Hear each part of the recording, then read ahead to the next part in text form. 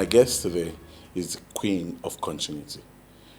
She makes sure stories don't jump time zones, and actors don't appear different when they enter the house and come out. With her sharp eyes on a baby farm, she has been able to bet a new line of craft in this continuity business. Please make welcome UJUNWA. You're welcome on Gafferman. Thank you very much. We always appearing very simple, very quiet on set. You hardly hear your voice. It's only when an actor is good, you're saying, "Oh, I want a different hair," and you now say, "No, this is not the hair you wore yesterday. This is the hair you should wear." How did this all begin for you? Is this what you studied? Is this what you ever dreamt of being? Okay, so continuity found me. I know I've always had like eyes for details.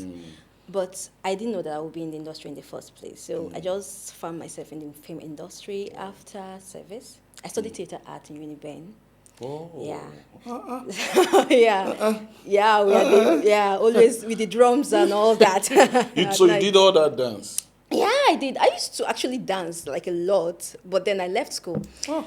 And I used to think your department, you just go there and dance and pay money for free. No, we are much more than that. We are much more than the dancing. Just stay home and be doing disco.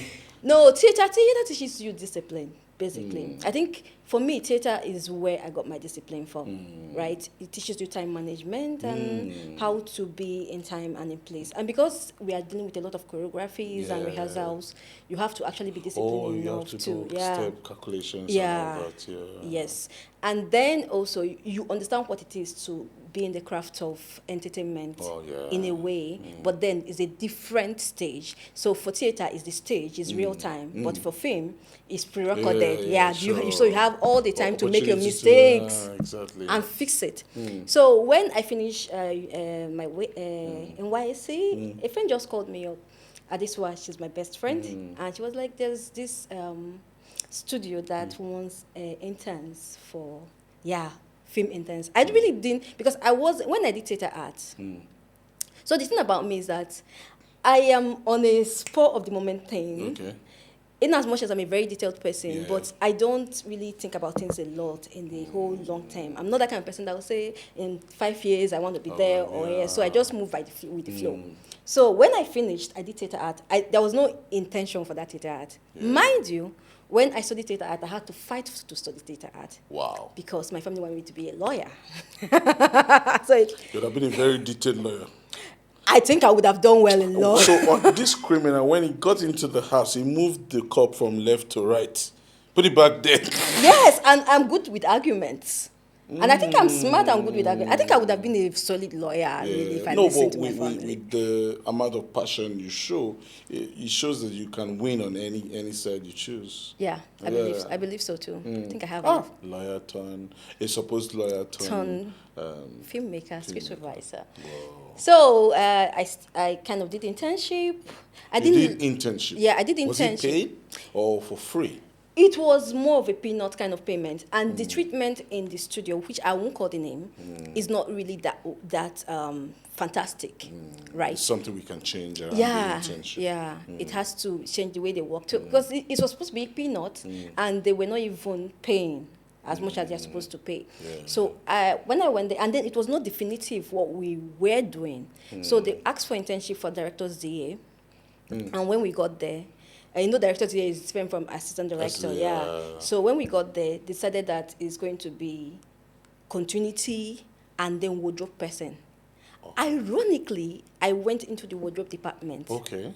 And I just found myself managing it. But I had more eye on the continuity aspect of managing the wardrobe, because I don't consider myself stylish. So I was more focused on the continuation of the wardrobe. So I realized that I think I love the whole continuity thing. And this was like 10 years back. 10. Yeah. Wow. And the continuity space in Nigerian film industry then has not really been defined. That we really don't have people that will give you details of how it's professionally done at that point in time. And I knew that I wanted to be in this space where I'm in charge of controlling the continuity and the flow of the story, putting in the puzzles. Exactly. So when they wanted to do the next project, I demanded that, or I asked that I take care of the continuity. So I did. Of course, knowing what I know now, there was a lot of blunders. Yeah, blunders. Of course, Yeah, first there was attempt, a lot. yeah? First attempt, first official attempt. So in that on that set, I met a bounce. Okay. I don't know if you know a bounce. No, I'm not sure. A bounce is there's this late actor that is like a veteran actor, a female, Buki Ajayi. Oh. A bounce is Buki Ajayi's son, and that's the first time I met him. Yeah, as a wardrobe person, and he kind of loved the way I was doing the whole wardrobe thing. So he referred me to his then friend, Grace Babastrola. Oh, yeah. And then Grace Babastrola was working in Amakigwe studio. Amakigwe studio was doing well because Amakigwe was really alive then. So after I finished the internship, which I eventually bowed out of because it wasn't giving what I thought it was going to give. And mind you, I really don't understand the film space that much to know what I wanted specifically. But I know that what I was getting there wasn't what. Yeah, I know something was wrong with the whole setting. So I kind of quit, and I went back home.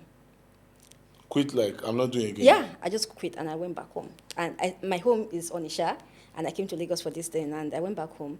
And like, good night. I'm done with Lagos. Good morning, Onitsha. Yeah, I'm done. Let me just go find my career because this is not going to be it, right? I remember. So you're discouraged because of the payment, or not just treatment? the payment, the treatment. There's something off about the way the whole being in the crew setting and things not being defined.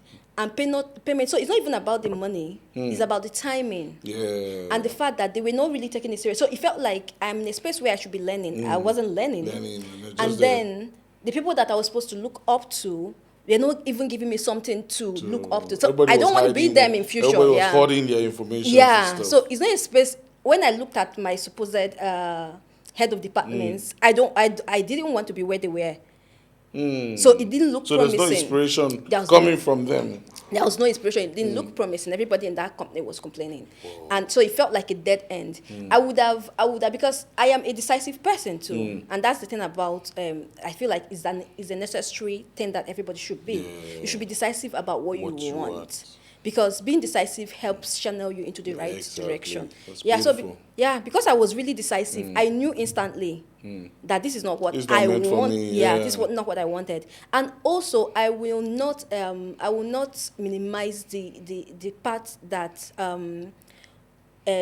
privilege played in it, right? So I wasn't in a desperate situation either. I had a home to go back to. I know I could survive without the pay. I have family that can take care of my needs. I can take it, So it was easy for me to make that decision of this is not gonna work. Yeah. And I left and I went back home and I was in Onisha with my family. And is it upper Onitsha? No, it's a GRA area. Yeah. No, don't mind me. Everybody used to think about Opiweka whenever you hear of Onisha. This Onisha slander, I just don't like it anymore. No, Opiweka is very pivotal to Nollywood. Yeah. Really? Yes. That is not something. The two places, one Palm Road, Aba, and then something Opiweka. Where they get those cassettes at that. No, that's not Opiweka. That's Iweka Road. That's a market hub. That's a market hub. Okay. It's still in Onisha? It should be. Actually, all this my journey into filmmaking, it never occurred to me that I can do it in my hometown. Really, that's the amazing aspect of it.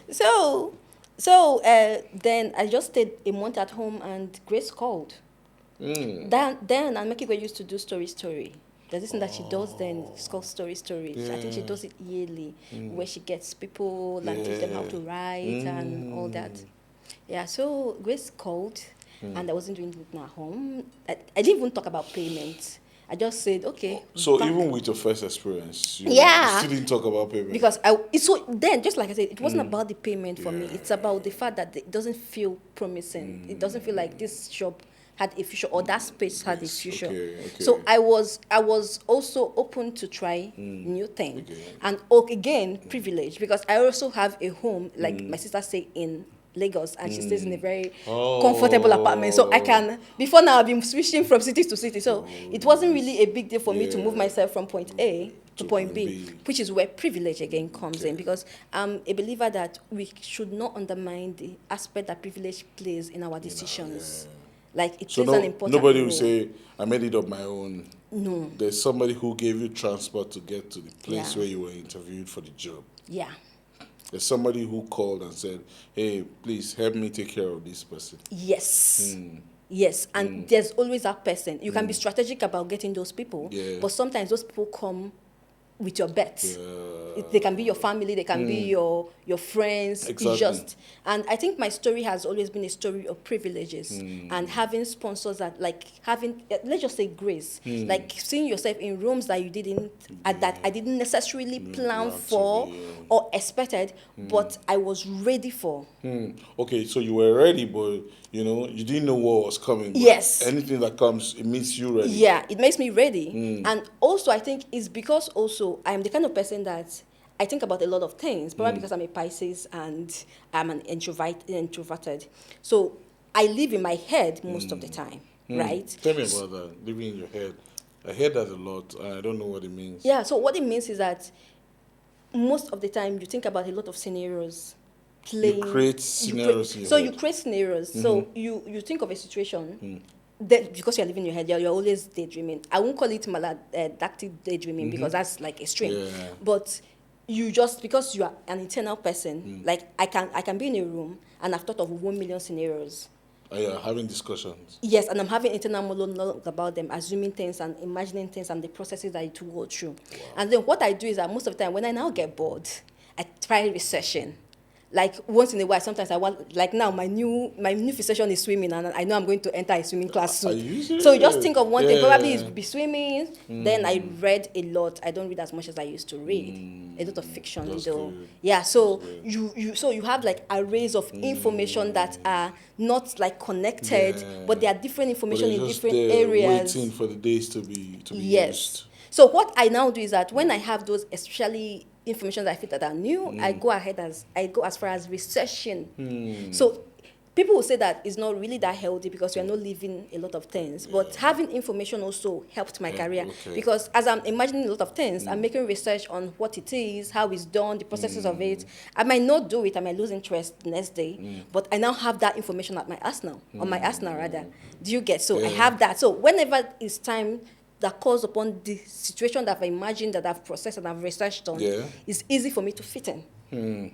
Beautiful. Yeah, it's easy for me to fit in. But some people say that's not healthy. Yeah. It's not really, so it's not like you are living intentionally. Yeah.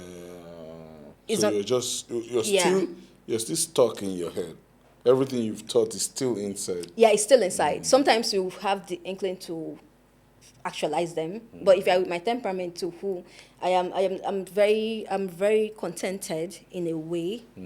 I have like plans of how I want my life to be, and it's not like massive plan of having conglomerates and paying, because I don't think I'm the most responsible person when it comes to paying people, taking people on my, and that's why also I like telling my story, because it feels like in this today's world, it feels like everybody's encouraging people that have big dreams. Let's go and be entrepreneurs. So you can have a small world. Yeah, you can have your small world, but you can also coin it in a way that is an important word. But you have to know that what a small word is what you want. Oh, you have to want it first. Yeah, you have to want it. So it will be effective. Yeah, it will be effective. So it's not a conscious thing of, you have to know who you are. Because if you now understand and know who you are, you are not chasing shadows. You are not chasing someone's dream. You are not chasing someone's big dream. Because every podcast is talking about how everybody has to be a success, how everybody have to have a company and pay everybody. Everybody just have to everybody wants to pay everybody. Yes, you get. So who is now person that is going to be paid? So you have to now understand yourself enough to know if I want to be, if I want to be the person that is taking this earning, do I really want a promotion? Am I good without a promotion?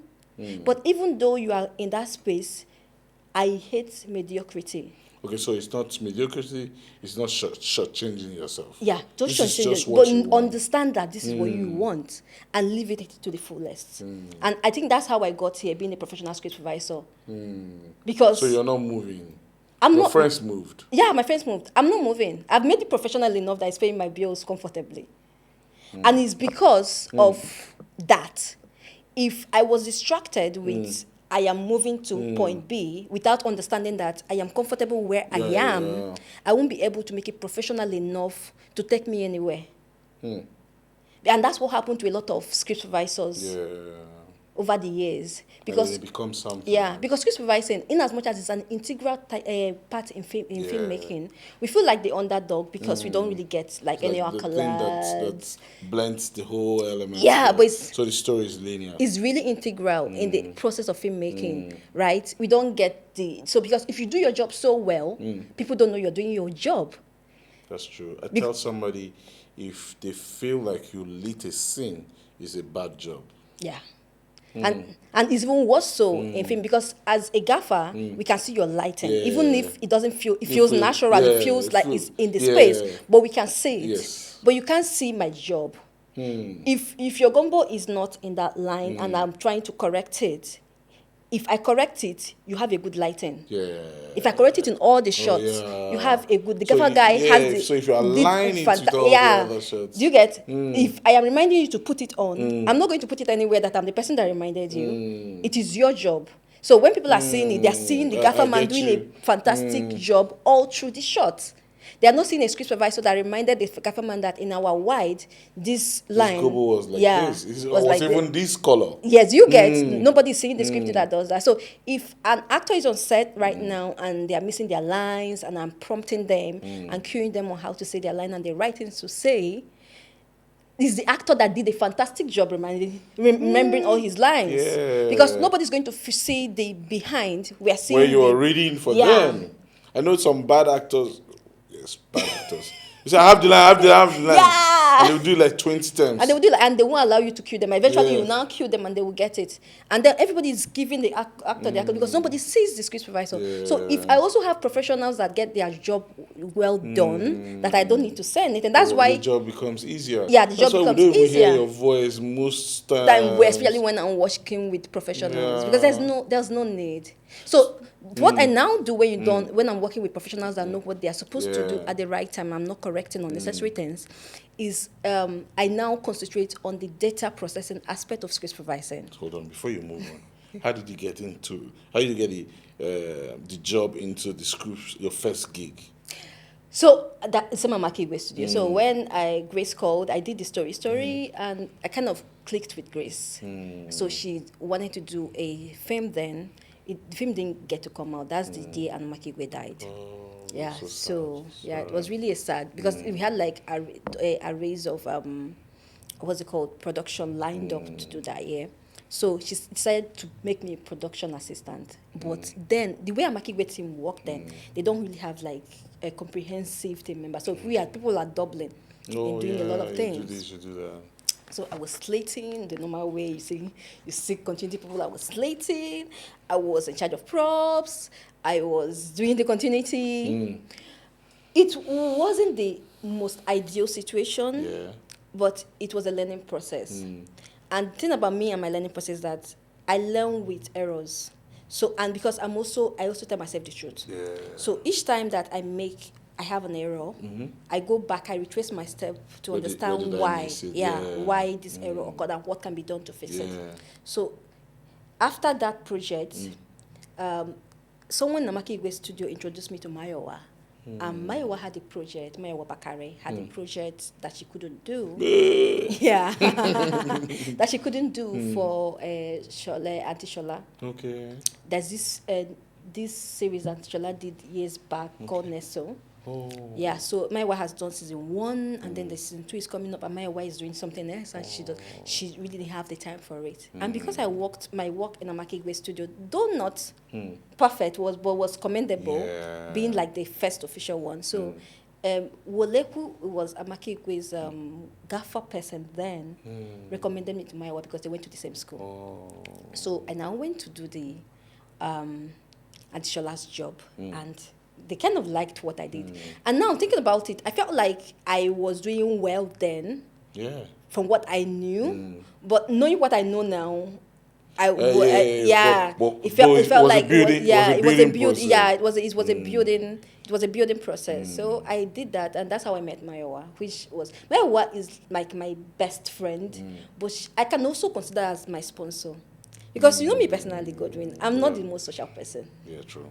Yeah, I'm not social. I sometimes you have to be very close for you to have a conversation with me. So because I'm too introverted, and Mayowa, that's my friend, is extroverted, and we have this relationship where we were doing the same thing at the time, but there was no competition. Which is also why it's good to find your people. It's hard because you never know. You just keep trying. Exactly. Yeah, but it's good to find your people. People who believe. Who have the same value with you. Yes, because my wife is instrumental to my career. Very instrumental, because as she's entering rooms, she kind of dragged me. It was like a dragging. Yeah. She kept dragging me into the rooms. As she's entering the room, she's dragging me into her rooms. Which is a beautiful thing to do. Which is a beautiful thing. I know if she's hearing this now, because we consider ourselves friends, but I also know, because I like telling myself the truth, the role she played in my career. I was also able to carry the role because I was prepared for the role. So even when you were handed you were handed the opportunity, you were prepared. I was prepared for it because I kept trying to improve. Like each job was an improvement for me. Like each and every single job I did was an improvement. So I was really ready for the roles. So then fast forward to COVID 2022. Before COVID, we started shooting Far From Home. The first try. Far From Home. Yeah, Far From Home. Far From Home, you were different from other continuity people that I've seen before. Yeah. You were not making too much noise. You were not even making noise, but we were just getting it right. I wasn't all over the place. Yes, that's yeah. You're not all over the place. Yeah. And saying, no, cut. Yeah. And this, even when you're making your corrections, it's the way you whisper it, and then it goes through the right channel. So what I learned over the years before Far From Home, because I've worked with Implot and done some couple of other jobs, and then by then I've stopped slating. So how I actually stopped slating, which I think is an important thing to share, is the fact that in Nigeria that we have a lot of producers that are not producers really per se. They're just filmmakers, people that are passionate about fame, and they are not really well read in terms of the hierarchy and the craft in the filmmaking process. So what happened is over time I started talking with Oliver. The continuity guy. Yeah, Oliver. Oliver is our OG in the continuity, doing it professionally. Yeah. So I started talking with Oliver, and thanks to my wife that introduced me to Oliver too. Again. Because she introduced me to everything. You do. You do need a Mayowa in your life. So I just started talking with Oliver, and because May used to do continuity, me, Oliver, and it felt like we are like a few of us are actually doing this job properly or trying to get it done properly. So Oliver doesn't slate then as far back as then when we are struggling with trying to tell producers that we shouldn't be slating. So as we're talking, and Oliver said that we had a group then that Oliver used to drop like a lot of nuggets and what to do and ways to do it. But Nigeria too, we have a problem in the country, economy. People are scared of losing. Because if you say you won't slate, they'll get somebody who will slate, who will distribute water, who will distribute food, and do AD job and on top of it. And because money is the goal, you want to take your bar, which is where I say privilege. I can afford to say no to a lot of things. Right, because of family, so I can afford to say no to a lot of that. I will not starve. I have a roof over my head and all that. So when Oliver talked about the whole no slating thing, it made so much sense because I also know that slating is a full-time job. That's the second AC full-time career. And then on those sets that you were slating, there will be a second AC there that doesn't even know that his job is to slate. It's such an amazing thing now that guiding lenses. That's all. It's such an amazing, like you have a full career that can actually be a career. Like people, second AC is a career. It is. It's big. It's big, as big as first AC, and who is the focus puller. 2012 on Dry, I was second AC. And you made so much money. Yes, that's where I even learned how to be first AC, focus puller. And learned about lenses, In fact, those guys reorganized everything I learned in film school, everything I was doing. I've learned how to be really, really organized. I was a second AC. In fact, when the first AC saw me, and even then I still had small muscles. Look at me, hey, yeah, I like him. He'll be able to. I used to, now they will put the lens back somewhere. Yeah. No. You used to carry it. It's with me. So when you want and to the slate, accessories. So when you want to slate, you just drop a slater and come. So I wasn't even slating. Okay, you guys have a slater.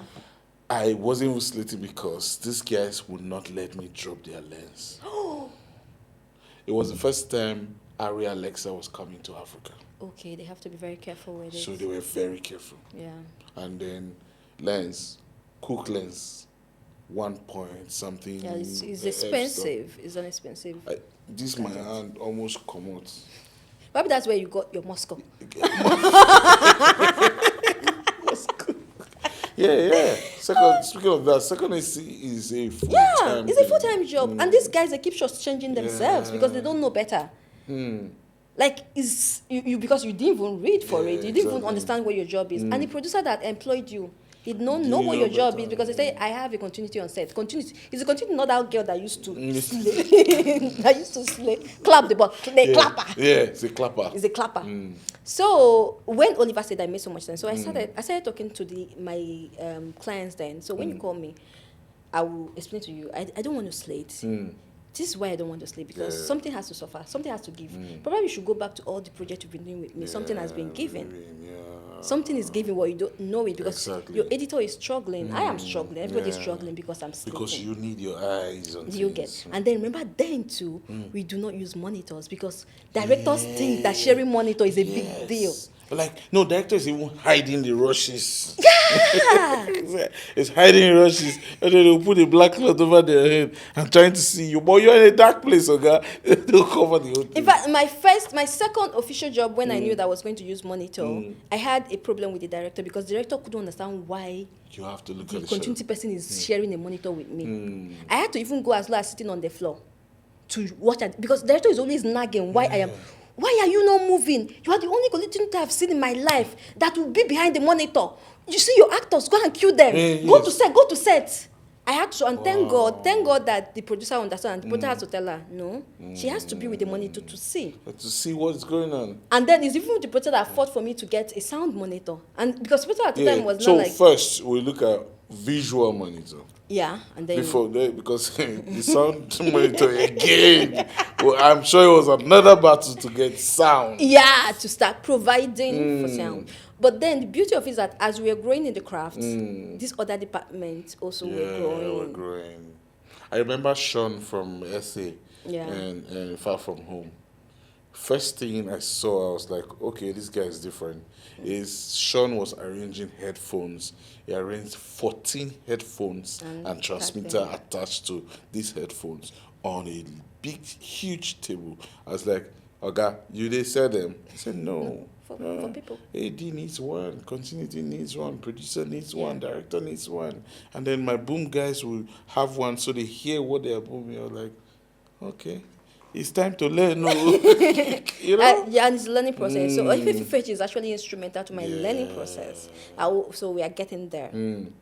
So where was I? About the whole sharing monitoring. Monitoring thing. So eventually it was a battle. So all through, the director up till now didn't regard me as a good script supervisor because of that. Because he's that one that is always sitting down behind the monitor. She's not doing anything. And in my head, I was like, have you gotten to edit and your film did not cut? Have you had problem with anything? Do you get? Have you gotten to edit and your film did not cut? Like, have you? Because my job is so instrumental that I can actually make a film not come out. If I do a terrible job, the film might just stay in edit forever. That's true. That's the thing. Those people who see enter room with black hair, come out with purple. That is even, they still have something to cut with. Like, if I do a terrible job, you might get to edit and you won't have anything to cut with. Wow. That's how instrumental it is. But the beauty of it is that a lot of also directors and DPs also have eyes for these things. Yeah. But I've heard of stories where something happened, they have to reshoot because of a continuity error, and it happens like all the time. Even on set too, when I catch one, sometimes we also have to retrace our step to get it done. To get it done. So is an important job that most people overlook until they get into a mess. Which I will be sharing a story about my intern when we did Docs to Dream. Yeah. My intern from Senegal. Because on Far From Home, I saw something different. I saw you I didn't see a pen, I didn't see paper with you.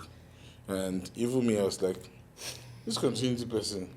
So maybe someone else is writing. And then I saw you with an iPad or some iPad, and then you're imputing everything directly into a spreadsheet or something. And all your comments, all your observations are right there. Yeah. Take me through that. How Okay. did you start all that? Yeah, so let's go back to Script Supervisor. If you are doing it, even an iota of professionalism, which I've done all through my years. Now I heard I don't do that. I keep a log sheet. We keep what we call a log sheet. A log sheet is like a data, right? So it's the data of the shots that are done in the day. It's the same, the shots, sometimes the lens. I don't do the lens anymore because the second AC does that. I put like estimated timing so that by the time you look at it, you know like how many hours of footages that you've done in a day. Yeah, I do that sometimes, but I found out that we hardly use it. So, and it's information that nobody really asked for. So I stopped doing that.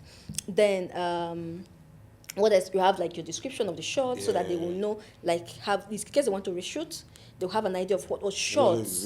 So they can match. Yeah, they can match it a bit. So even if the description is not like that verbatim, it's close to what was shot. So as far as you shot it, as soon as you say it, you know, okay, this is what I am describing. And then the director's note of if the shot is a print shot, if it's a bad shot, if we have to hold it. Sometimes you have the sound note of that particular shot, if the sound is good on that shot, and sometimes sound will want to prefer another shot, another take, or another shot over the other. So wait, what does hold mean? Hold means hold onto this shot. Is not entirely bad. It's usable, but it's not like our best shot. So when I say print means that this is the shot you should be focused on. Focus on this take. But you can get something from the hold. Yes, you can get something from it, but focus on this take. If when this take is not giving you perfection, you can now go to the hold takes too. Why do directors do print? But let's go for another take. Because they want safety. You don't know what will happen to the footages, right? And we know we've had stories. So is that not supposed to be somebody's responsibility to see that this one that we're printing is safe till edit? It is, but then you are dealing with data, and you're dealing with computer, and you're dealing with files. You really don't know what will happen to them. They're not as tangible. They're not so you don't have so much control with data, and especially those files. You can protect them as much as you can protect them. You don't know what will happen. But if anything wants to happen, but you know that sometimes we've been on set. I don't know if we've been on set together. That sometimes you will press and record it, and then next thing you are looking for the file. And sometimes it happens in real time. Then you see it to reshoot, but sometimes it doesn't happen in real time. So you want to have as much safety as possible. And also sometimes directors do safety because they're not really so sure of their print. So sometimes it's the safety that I will end up printing for them. Because they say do safety, you do safety take 1, safety take take 2, 2, safety take. Safety is now take 15, but you already have a print. Yeah, because they are looking for something that they might not know what it is. Because filmmaking is such a creative thing that sometimes is in your head. Sometimes you really don't know what you're looking for until you see it. Until your spirit just agrees that this is it. So that's why they do that. So back to the log sheet. I used to do hard copy of it, but the thing about the hard copy of this is this: it has to be taken physically from point 1 to another to 2, right? And it didn't occur to me that I can do it digitally. Since I started script supervising, I've always used my iPad. I've used it as a slate once upon a time. I've used it as a script. Even for a longest time, I don't use script anymore. I just use my iPad. But when we returned for Far From Home 2020, we 2020 after COVID, then we returned after the COVID, and there's this COVID scare. You don't want physical touch. You everybody. I remember that. Nose mask. And we wore it for a long time. COVID jabs, first one, second. We really jabbed. They really jabbed us. So So I thought of, and also because me and my head and scenario. So when they said that, I thought of ways to go digital and retain digital. And I used to tell people in a very funny way that I'm a lazy person, but it works for me. So me being lazy is an advantage to me. And people don't understand why. Because I am the shortcut girl. I don't like mediocrity. So since I don't like mediocrity and all my lifestyle and my being very contented is almost tilted towards mediocrity if I am not careful. Right? Because I will now be so laid back that I won't, if I'm not careful. So, because it's a conscious lifestyle. It's not like a lifestyle that is happening to me. I know for sure that this is the lifestyle I'm living. So, I also have to be careful. Like, whenever I want to embark on those things that I want to and I choose to embark on, I have to do a research and do it to the finest point of it, to the peak of that point. Right? So, when they say digital, I had to keep improving on that digital to make sure that it's effective. And it worked because I understood my assignment as a script supervisor. My assignment is make sure that this puzzle that we're shooting this puzzle that is a film that we need to make a whole, every piece it has to fit in. Right? And also communicate your fitting to the editor, because you're not going to be there when the editor is cutting it. Piecing them together. You get? I am the charge of, I'm the one now in computing data to make sure that they are together when it gets to edit. Now, communicating to the editor, who is now my boss, that this is how we have to fix this together. And because filmmaking, most of the time, it doesn't ever go as you plan. Yes. No matter how, I tell people, you can't keep a perfect continuity. It's not possible. But what I can give an editor is a cuttable shot. To make sure that every time we are doing an error, I am aware of the error that we're doing, to be able to give a note that, an escape avoid route. This. Mine bobbed at this point. There was a booming shot here. Move from this point to from so and so point. This take is useless. Let's move to that take. That's like directing. Not really, because director has directed. So that's like pinpointing. Like leading you to the right direction. So it's not directing, it's leading. It's leading. I'm leading you to the right places. Right places. It's like what the focus puller would do to our eyes. Yes. He pushes us from one point to show us what he wants us to see. Like when they are racking, sometimes you rack from, So that's what it's like. So I am pinpointing, I'm leading you to a direction that I feel like this is the perfect direction to go. To tell this story. So because of that, I have to now also think of ways to improve on this, my digital, so that I communicate well. So it's properly communicated. So it's not about the grammar I'm using or the tenses I'm using. It's about how clear this data is to be able to lead them to the right direction. Continuity people have 2 to 3 phones, and then they keep recording every shot. But far from home, you didn't do that much because you were viewing the rushes on your tab. Run us through that process. Okay, so it depends on the what transmitter that is used. Some transmitters from the cameras. For the cameras. So some transmitters are friendly. They have like a digital friendly, like Asun does that.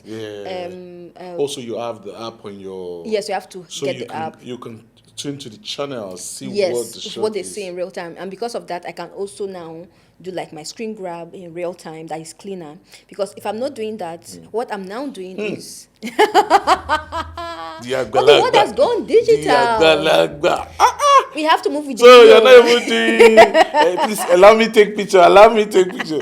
You can grab real time. You can grab real time if you're using the right transmitter. You can grab real time, and you did that in Docs. It worked. When I saw Joyce, I'll leave the struggle with this foreign crew. We don't leave you go. She's just comfortable putting her leg and then just screen grabbing. This is amazing. It's amazing. So technology has done a lot of amazing things for filmmaking. It's just that some of us are too stuck in our ways to follow. Like this we do them before. Yes. So you know how many times I don't shoot this way. We're so engrossed in that narrative of, you don't know when we used to do it. We used to do it this way. There's this process. I don't need to go through the process. We used to carry a tripod on our head. Yes. And then you are stuck there. It's too much work. It's burning your energy. Remember when we used to script supervise, and then you don't even have the videos for reference. You don't even have pictures for reference. And if there's a problem, who take picture? Who take picture? Do you get? So as the word, I'm a fan of technology. People are always afraid that AI is going to take over the world. I don't think it's going to do that. I love AI so much.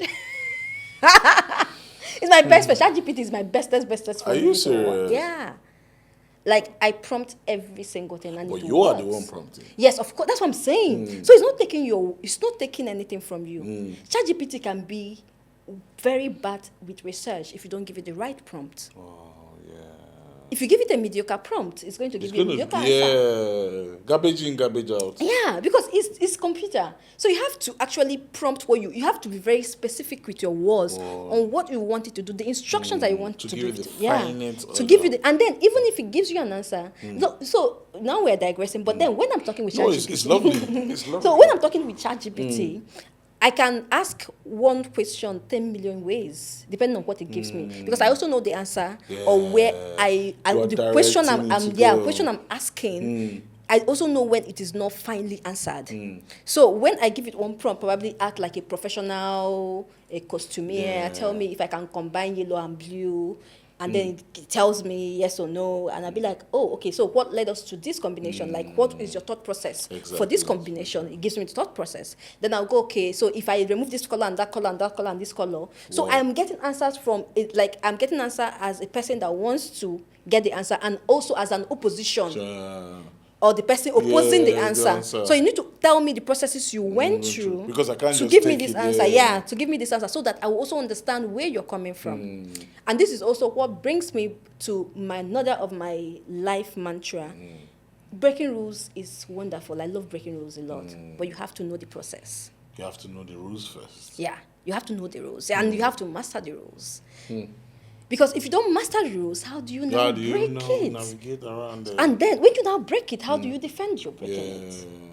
Because you have to defend. Because if you're not working with the way word structure, like because there's a format and a way the word expects you to behave as a human being and walk and talk, and you're saying no, I want to be a pariah, I want to create my own niche. And everything. But you have to understand and also know why the processes of what the world expects of you, so that when people are telling you you are a bad person, I'll be like, yes, I'm a bad person, because you know that you're a bad person. You're not even trying to be good. Like, I'm a bad person because I'm not trying to be good.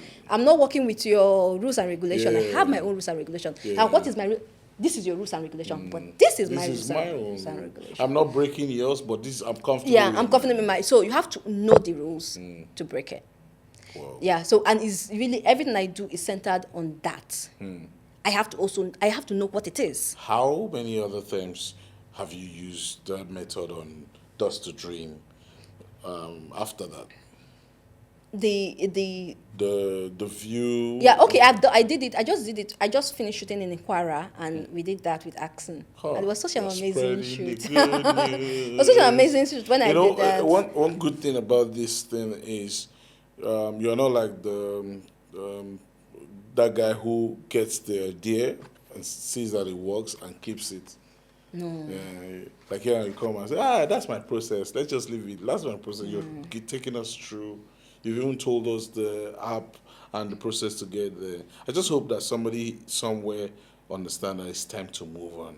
It's time to leave paper and biro and just go digital.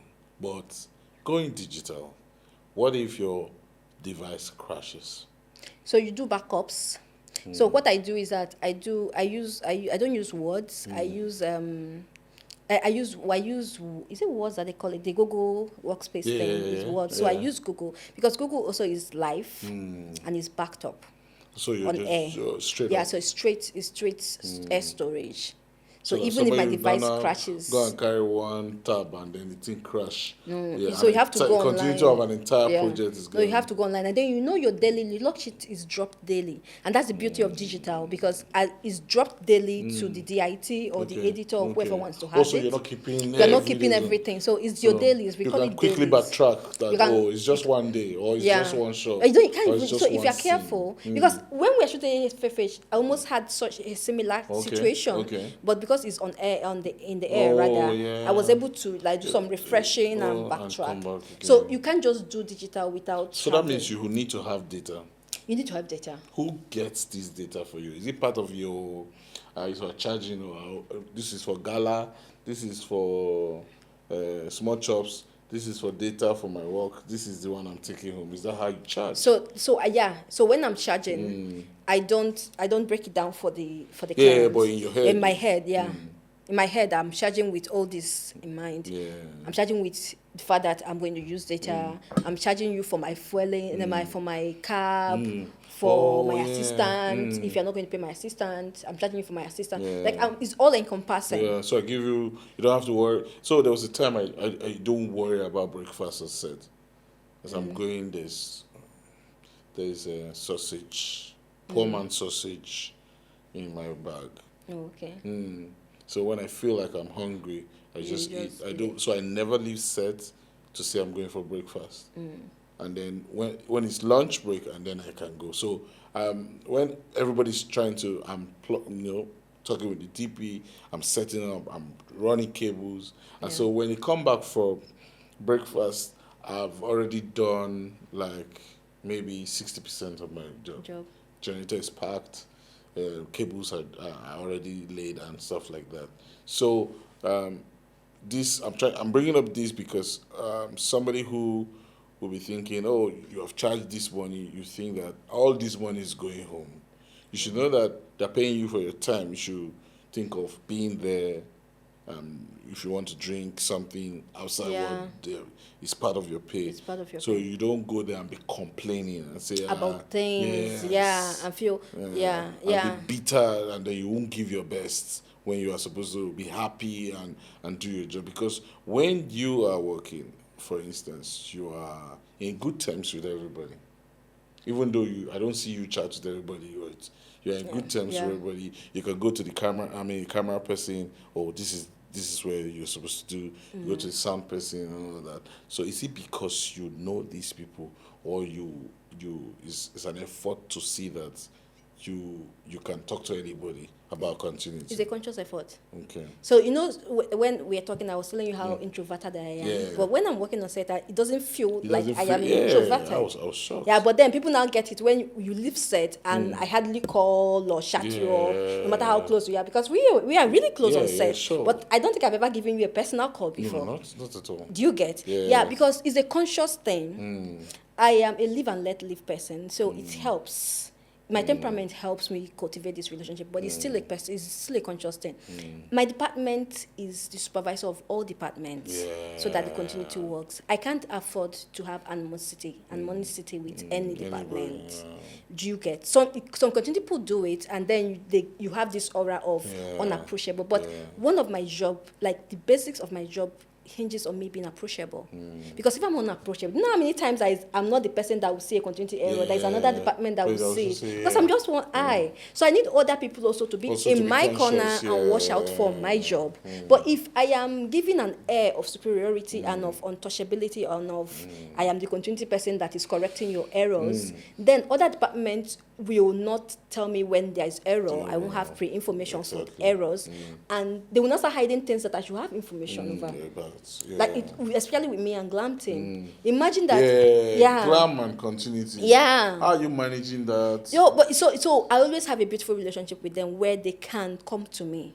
So the problem that happens with other sets is that Glam always have issues, either with hair or with makeup or with nails or with. Do you get?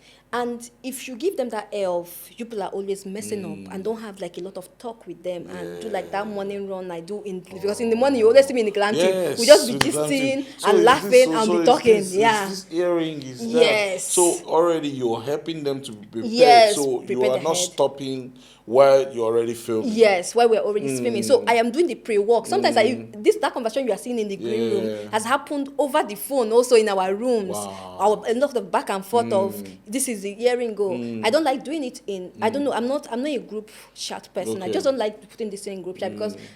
In as much as it's good so that people will know that you're doing your job. Exactly. I feel like when I'm doing my job, I'm more focused on getting the job done than the the aspect of people knowing I'm doing the job. I really don't care much about if you know I'm doing my job. I don't want to show that I'm doing the job, but I just want the job done. But then also in this era, it's not necessarily a good thing because you have to blow your trumpet. If you're not blowing it, blowing of trumpets, I don't even think your trumpet will go through the window because I don't think I've ever seen you on social media. I have an account. I have an account. Not much followers. Like I have an account that is not used. That's one of the things that I should correct, but I couldn't. There was a time I wanted to make like a conscious effort to do that, but I couldn't correct them because social activity exhausts me. So how do we push you out there? So I have a website. So what I do to clients is that when you ask for my portfolio, I give you my website. I have a Google website that have all my jobs. Before the year ends, I want to do like a show reel, a bit of a show reel, and then just put it out there on my platform so that if you're looking for what I've done, you just see it. Are you mentoring people? Yes, I am. I wasn't lucky years back, but since last year, I kind of locked out. I've mentored like 3 people that I'm really proud of what they are doing now. They've not started doing their jobs. I have one script supervisor that I mentor that she's actually working now. Oh, nice. Yeah, I still have so much hope. I wish she could do better than what I am saying, but there's still room for growth. And teach other people too. Yeah, I teach others. So I've tutored masterclass for multi-choice talent factory like twice. Oh, that's good. Twice. Like twice. Yeah, I did like a maiden There's this show that they have for 3 days. I lectured in one of those shows. Then I did like a continuity class for them, last year class for them, and I brought them on set. Beautiful. When we're shooting so that they will just see how it's done hands on. Go ahead. I love teaching though, so it's fun. Yeah. You end up as a teacher maybe. No. I want to end up as a teacher. No, I think lecturing is a lot. But I like imparting my knowledge. There's nothing I love. Keep pushing it. Because I know I'm not going to do this forever. Yeah. Eventually I'm going to retire, and I want to leave retire to what? Retire to be an investor. Because I don't want to work. Keep your number. Yeah, I don't want to bring the money. Yeah, I think being an investor is the best I can do for myself, considering what I want out of my life. And I don't want to own a company, or I can't do that. It's a lot. People don't understand how much it is. You understand because you own a company. Yeah. It's a lot to build a company if you want to build the right company from the scratch. Yeah, it's a lot. Without any. And then be right with the law, tax and everything. And then managing your people. My tax guy came yesterday. I was just looking at him, a guy, you call him you know, and so what would you tell a young person who's trying to find their footing, knowing that they might not have to go through paper, they might jump on your idea of the digital, but how would you advise someone to transition? It's not hard. Transitioning is not hard. You can even do it with your phone. It's a bit cumbersome and it feels a bit like a lot the first couple of projects. You'll be doing it. Yeah, it feels like a lot, but it's not a lot. If you find your custom document on how to log your shit, it's just about inputting numbers and inputting it right. So a lot of second aid AC now, they do digital. You see them with their phone, and they do it with their phone. True, so I don't know why script supervisors are fighting it so hard to go digital. Oh yeah, what's that guy? I see that guy used to. Neri. Neri does that. Yeah, Neri does that. There's this guy that works with Oluwale. Yeah. That has this very nice I can't remember his name. Like half of them does digital computation now. Nice. It's just that I don't know why script supervisors are so stuck in the pen and paper. They keep saying that it's easier, but it's not easier. You can have all the documents soft copy. It's easier to move soft copy than to move hard copy. And so when you finish in seconds, it gets to the edit. Yeah, get yourself a phone. A phone can do that. I am open to teaching people. Some random people have called me over the years to just ask random script supervising questions.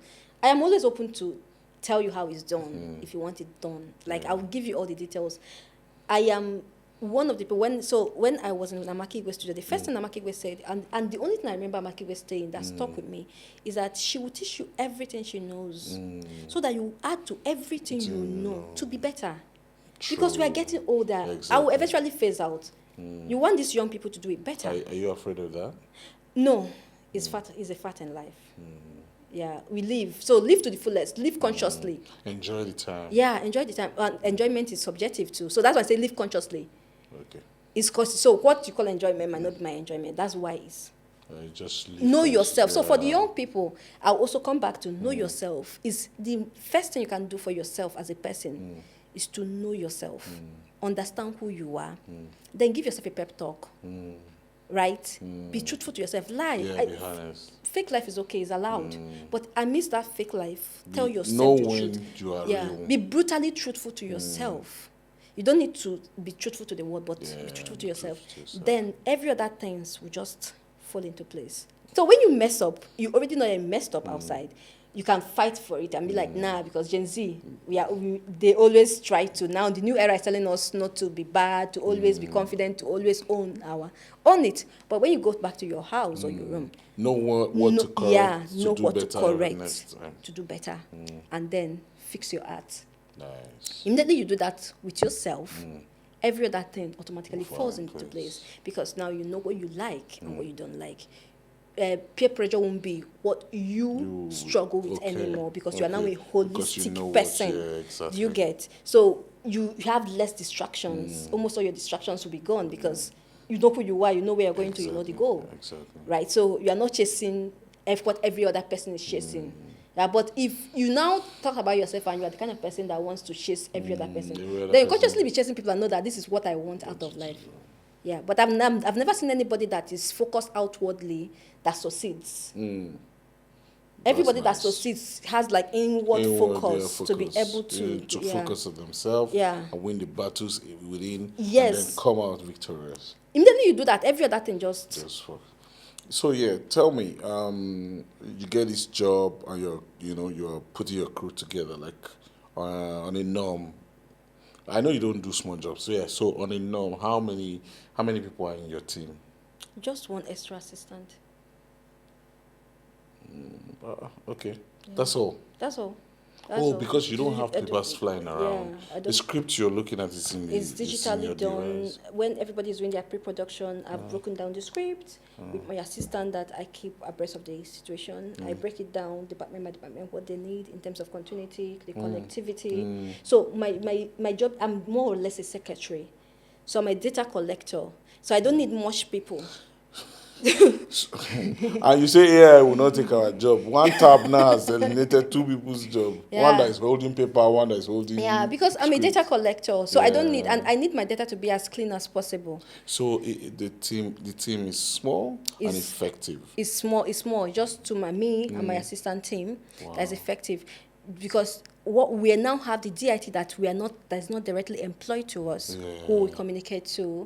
The DIT sometimes are like 2 to 3 persons. Your communication is not even direct to the editor first. No, it's to the DIT. What I call data wrangler. Yeah, because they correlate the data. Everything. Yeah, because they are the first people that sees the footages. They correlate the data. They are watching it in real time. So I give them the information first, what to tell them before it gets to the director. After they sync everything. Yeah, after so they sync those are the ones that pick the hold and print, hold and yes, print. They now color code it. Sometimes, depending on how they work, sometimes they color code the hold, print, and bad in form, so that when it gets to editor is picking up all the green red is first. Bad, green is print, green maybe is print, blue or whatever color. That's what you use for your first cut.